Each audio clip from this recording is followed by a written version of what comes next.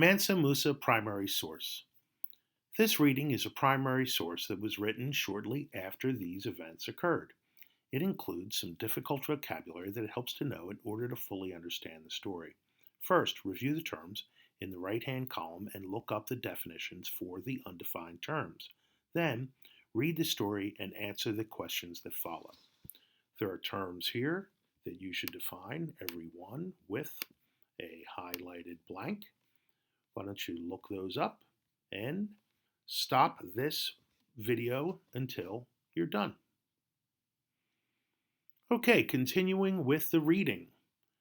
Mansa Musa was the wealthy king of Mali in West Africa. He became famous after his visit to Cairo, Egypt in 1324.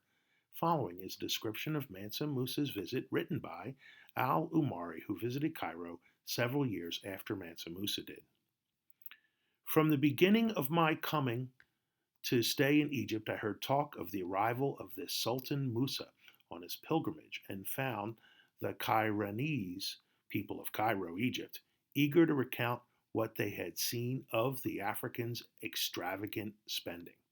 I asked the Emir Abu, Emir is a Muslim leader, and he told me of the great wealth, manliness, and piety of his sultan. And you should have defined those terms for piety and sultan. When I went out to meet him, he said, that is, on behalf of the mighty Sultan al-Malik al-Nasser, he did me extreme honor and treated me with great courtesy. He addressed me, however, only through an interpreter, despite his perfect ability to speak Arabic tongue. Then he forwarded to the royal treasury many loads of unworked native gold and other valuables. I tried to persuade him to go up to the citadel to meet the Sultan, but he refused persistently, saying, I came for the Hajj and nothing else. So, citadel is a fortress, and Hajj is a term that you should have defined. I do not wish to mix anything else with my pilgrimage. He had begun to use this argument, but I realized that the audience was repugnant to him because he would be required to kiss the ground and the Sultan's hand. So repugnant is unacceptable. I continued to cajole him, a term you should have defined, and he continued to make excuses. But the Sultan's procedure, demanded that I should bring him into the royal presence. So I kept on him till he agreed. When we came to the Sultan's presence, we said to him, Kiss the ground. But he refused outright, saying, How may this be? Then an intelligent man who was with him whispered to him something that we could not understand. And he said, I bow to God who created me. Then he prostrated himself and went forward to the Sultan. And that's a word you should have defined, prostrated himself. The Sultan half rose to greet him and sat him by his side. They conversed together for a long time. Then Sultan Musa went out.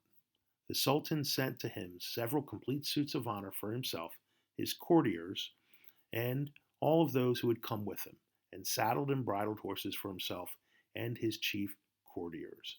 And courtiers are advisors.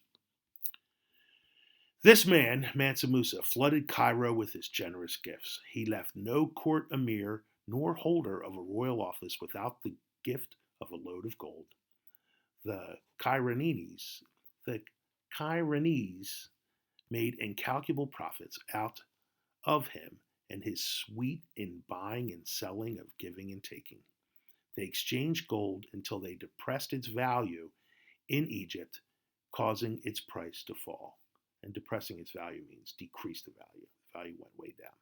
So this is from Al-Umari. It was cited in this book, Levixian and Hopkins Corpus of Early Arabic Sources for West African History, Cambridge University Press, 1981, pages 269 to 273. You're going to answer these questions in complete sentences. Number one, what was Mansa Musa like? How is he described? Answer it fully, complete sentences. Number two, why was Mansa Musa in Cairo? What was he doing there?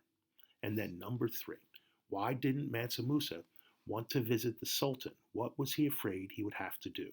How did he handle the situation?